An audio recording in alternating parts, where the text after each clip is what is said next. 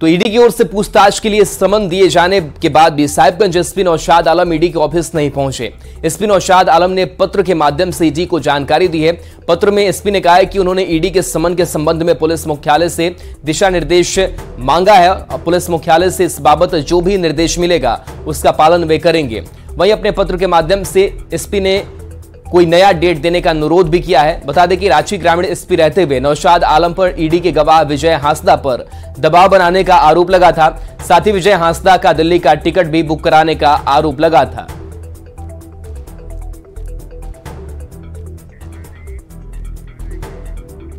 और इस बीच रांची से बड़ी खबर है, जहां मांडर पुलिस की हिरासत में 3 संदिग्ध हैं। मांडर में मंदिर में तोड़फोड़ का आरोप इनके ऊपर है। 3 आरोपी से पूछताछ की जा रही है। खुलासा जल्द होने की उम्मीद भी जताई जा रही है। मांडर में 17 नवंबर को घटना हुई थी, जहां पर मूर्तियों को क्षतिग्रस्त किया गया था। 4 मंदिर में प्रतिमा में तोड़फोड़ की गई थी, जिसके बाद से लोग सड़कों पर भी उतरे थे। और मांडर पुलिस की हिरासत में 3 संदिग्ध हैं, जिनसे पूछताछ की जा रही है और बड़ा खुलासा होने की उम्मीद भी जताई जा रही है। तो 5 मंदिर में तोड़फोड़ की गई थी और 3 आरोपी से पूछताछ की जा रही है। टीएमसी सांसद शत्रुघ्न सिन्हा ने कहा है कि 2024 का चुनाव परिणाम देश की जनता की इच्छा के अनुरूप होगा। रांची में न्यूज 18 से खास बातचीत में उन्होंने दावा किया कि अगले साल होने वाले लोकसभा चुनाव में जीतेगा इंडिया और जुड़ेगा भारत। उनसे बात की न्यूज 18 संवाददाता संजय सिन्हा ने। सियासत में दोनों पर अपनी पकड़ मजबूत रखने वाले तृणमूल कांग्रेस के सांसद शत्रुघ्न सिन्हा हमारे साथ हैं। सर, रांची आपका जब भी आना जाना होता है, कोई विशेष ही होता है सर?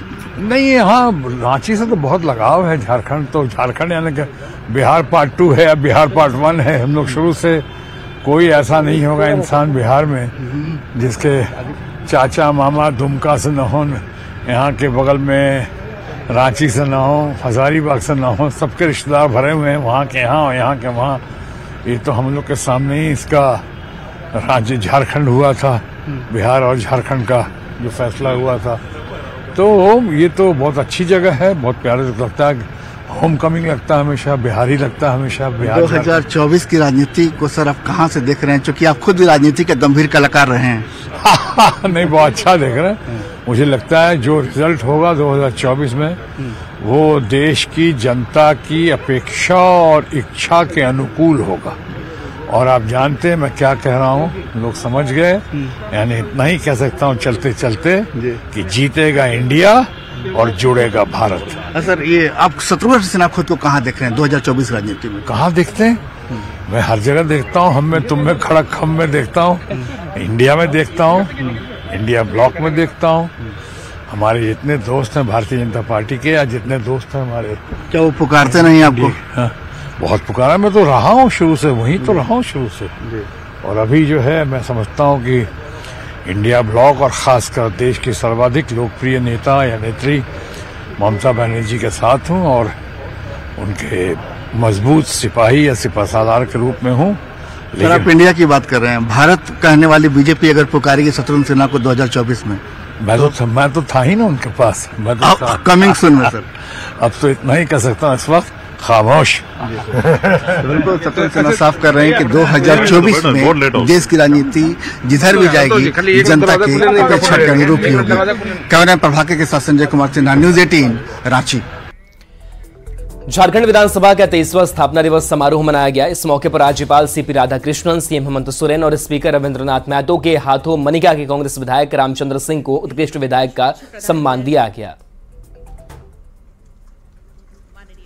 साथीगण, मैं इस समारोह स्थल पर आज शपथ लेता हूं कि मेरा जीवन काल जब तक रहेगा इस राज्य के जनता के सुख दुख के लिए समर्पित रहेगा, जिससे यह सम्मान की कृति बनी रहे, भगवान बिरसा मुंडा के समर्पण का सम्मान बना रहे। मैं इस दूसरी बार विधानसभा में आने का मौका मिला है और इस विधानसभा के माध्यम से हमने अपने क्षेत्र का, हमने अपने राज्य के लिए बहुत सारे ऐसे निर्णय लिए हैं और ये हम लोगों के लिए गौरव का बात है कि बहुत बार ऐसे भी मुद्दे आते हैं जब हम लोग सर्वसम्मति से कोई निर्णय लेते हैं। जब सर्वसम्मति से हम कोई निर्णय पे पहुंचे तो उसके महत्व को रेखांकित करने की जरूरत है, उस महत्व को और ज्यादा आगे बढ़ाने की जरूरत है। आपको ऐसे निर्णय भी यहां से करने पड़ते हैं, ऐसे विचारों को भी रखना पड़ता है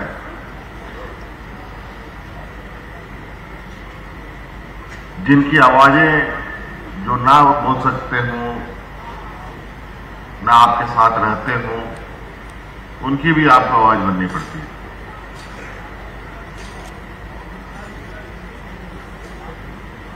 और सही तरीके से इस महापंचायत में पंचायती हो, इसी के लिए एक सत्ता पक्ष होता है, एक विपक्ष होता है। हर पहलू के दो हिस्से जरूर होते हैं, एक हाँ ना दोनों होते हैं, नेगेटिव पॉजिटिव दोनों होते हैं। आज हमें हर हाल में इस लोकतंत्र के इस महापंचायत को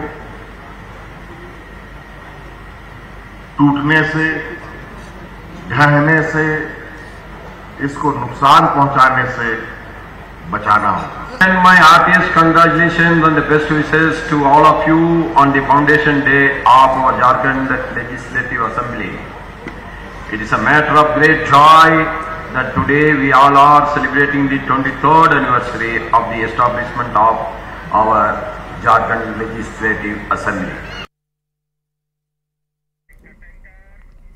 मुख्यमंत्री हेमंत सोरेन 30 नवंबर को गढ़वा दौरे पर रहेंगे। आपकी योजना, आपकी सरकार, आपके द्वार कार्यक्रम को लेकर सीएम आएंगे, जिसे लेकर प्रशासन की ओर से तैयारी तेज हो गई है।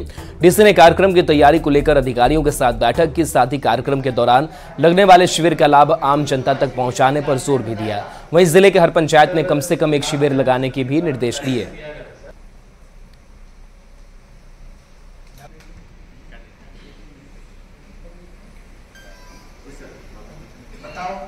डिस्ट्रिक्ट लेवल, अनुमंडल लेवल मशीनरी के साथ हम लोगों ने बैठक किया है और हर डिस्ट्रिक्ट में ऑनरेबल सीएम का एक दिन भ्रमण होना है लोगों के बीच। तो हमारे यहाँ भी टेंटेटिव 30 तारीख को निर्धारित किया गया, टेंटेटिव ही है, बट हम लोग तैयारी कर रहे हैं विशेष रूप से उसके लिए। इसमें और भी कार्यक्रम होंगे, परिसंपत्ति का वितरण और शिलान्यास और उद्घाटन योजनाओं का होगा।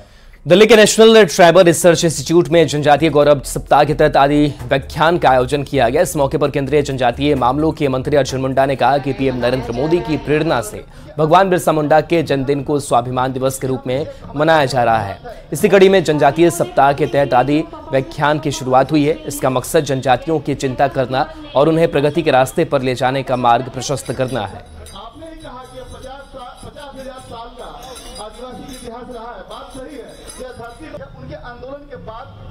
हमारा गांव, हमारा देशज हुनर के साथ साथ इस देश में हम आने वाले दिनों में भारत को कैसे देखना चाहते हैं, अपने गांव के माध्यम से प्रतिबिंब करें।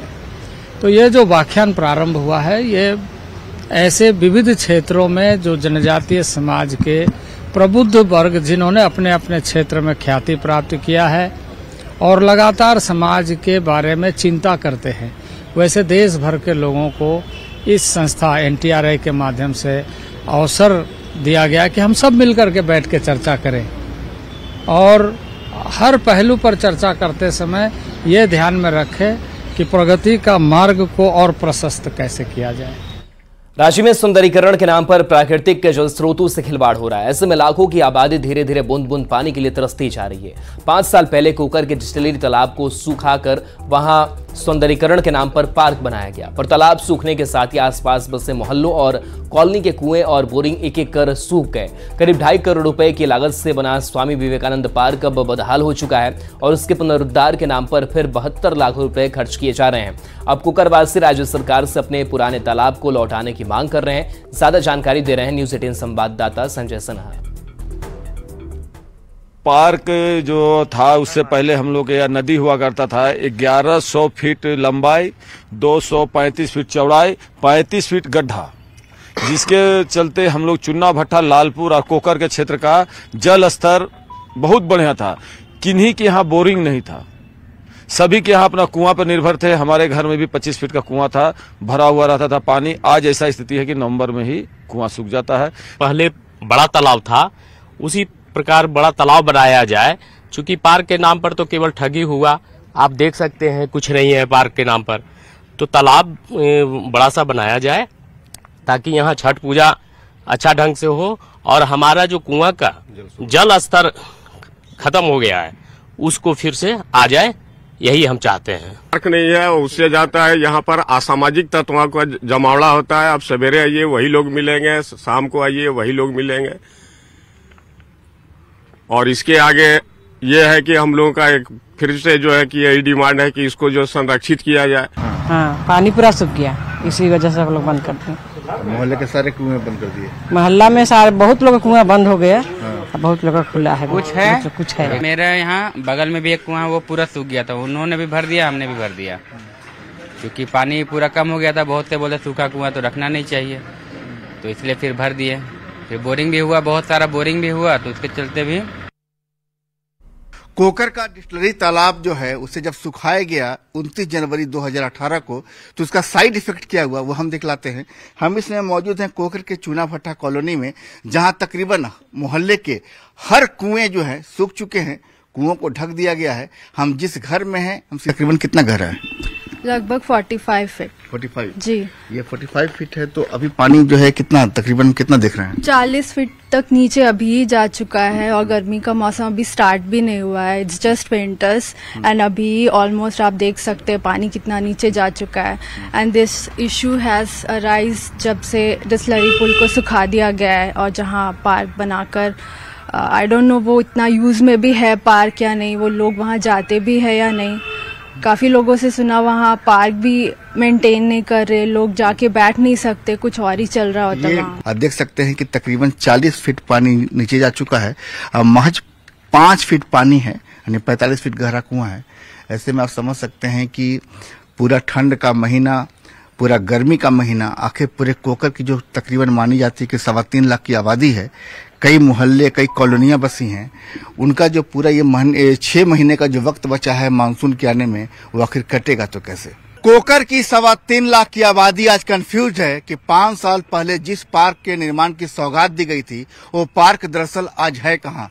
बड़े तालाब को सुखाकर छोटे से एक स्विमिंग पूल की सौगात दे दी गई, जो कि आज बदहाल अवस्था में है। लोग यह भी आरोप लगा रहे हैं कि इस पूरे जमीन पर जहां पहले तालाब हुआ करता था, अब असामाजिक तत्वों का अड्डा है। मतलब सरकार के एक फैसले ने कोकर की 3.25 लाख की आबादी की नींद उड़ा दी है, उनसे उनका पानी छीन लिया है। लिहाजा लोग अब अपना जो पुराना तालाब था उसे वापस लाने की मांग कर रहे हैं। कैमरामैन प्रभाकर के साथ संजय कुमार सिन्हा, न्यूज 18 रांची। सिमडेगा में एक ऐसा मजार है जो थाना परिसर में ही बना है। यहाँ कोलेबिरा थाना परिसर में बाबा अनजान पीर शाह की मजार है। यहाँ हर साल उर्स मनाया जाता है और उसमें पहली चादर पुलिस की टीम की ओर से चढ़ाई जाती है। खास बात यह है कि मजार थाना के पुराने भवन के अंदर बना है। 1911 में ब्रिटिश शासनकाल के दौरान से ही ये परंपरा चली आ रही है। बताया जाता है कि बहादुर शाह जफर के शासनकाल में सूफी इश्कामुद्दीन की एक अधिकारी के रूप में आए थे। निधन होने के बाद उन्हें यहीं दफन कर दिया गया। इसके बाद 1911 में यहाँ मजार बनाया गया। यह मजार सांप्रदायिक सद्भाव का अनोखा उदाहरण भी माना जाता है। जैसे ही कुदाल चलाया, कुदाल पकड़ लिया जमीन, और वो जो काम करने वाले थे वो लोग का भी पैर पकड़ लिया जमीन। उसको समझ में नहीं आया कि यहाँ क्या चीज़ है। वो लोग सोच बैठे थे कोई दूसरा चीज़ होगा, इसलिए विधि विधान जो है दिन भर चला, रात भर उसी तरह मुब्तला रहे। जब रात को सोए तो ख्वाब में बाबा ताकीद किए कि मैं उस मालिक से दुआ कर रहा था कि कोई अच्छी चीज़ बने यहाँ। मेरा दुआ कबूल हुई है, जो थाना बन रहा है तुम बनाओ, मेरा भी हुक्म है तुम बनाओ, लेकिन मेरा जगह बीच में छोड़ दो। और ये थाना बन गई। 1911 में ये थाना का उद्घाटन हुई और उसी वक्त से थाना जारी हो गई। और इस बीच रांची से बड़ी खबर है, जहां 32 फैसलों पर कैबिनेट की मुहर लगी है। परगनैत को 3000 रुपए मानदेय दिए जाएंगे। झारखंड में 194 परगनैत हैं। सिख दंगा पीड़ित को 1 करोड़ 20 लाख की स्वीकृति मिली है। 24 दंगा पीड़ित को आर्थिक मदद दी जाएगी। लोहरदगा के किस्को में पुलिस संमंडल सरकारी भूमि के लिए स्थानांतरण के लिए भी नीति पर मुहर लगी है। किरेडारी में खनन के लिए एनटीपीसी को जमीन मुहैया कराई जाएगी। खूंटी कोलेबिरा रोड के लिए 56 करोड़ की स्वीकृति मिली है। अटिया लोधमा रोड के लिए 109 करोड़ की स्वीकृति मिली है। तो रांची से ये बड़ी खबर, जहां सरकारी भूमि के लिए स्थानांतरण के लिए नीति के प्रस्ताव पर मुहर लगी है। किरेडारी में खनन, एनटीपीसी को जमीन भी उपलब्ध कराई जाएगी। तो खूंटी कोलेबिरा रोड के लिए 56 करोड़ रुपए की स्वीकृति हेमंत कैबिनेट की बैठक में। बाबा बैद्यनाथ की नगरी देवघर में कांवरियों और श्रद्धालुओं की सुविधा के लिए मंदिर प्रशासन ने पहल की है। यहां मंदिर प्रशासन की ओर से 10 बायो टॉयलेट लगाए गए हैं। इसमें से 4 बायो टॉयलेट नाथबादी में लगे हैं। वहीं संस्कार भवन और क्यू कॉम्प्लेक्स परिसर में भी इसका इंस्टॉलेशन किया गया है, जिससे यहां पहुंचने वाले यात्रियों को कतार में रहने के बाद भी किसी तरह की परेशानी नहीं हो। मंदिर के लिए बायो टॉयलेट लगाया गया है और अभी 10 की मात्रा में इसको लगाया गया है। तो इसमें डीसी साहब, हमारे जो साहब, यहाँ की परिस्थिति को देखते हुए डीसी साहब का आदेश रहा कि यात्री को काफ़ी सुविधा मिले और कहीं किसी तरह की कठिनाई नहीं पड़े। तो 10 तत्काल 10 जो है 3 जगह में उसको लगाया गया है ताकि यात्री को त्वरित सुविधा मिले। और एक नजर इस वक्त के हेडलाइंस पर।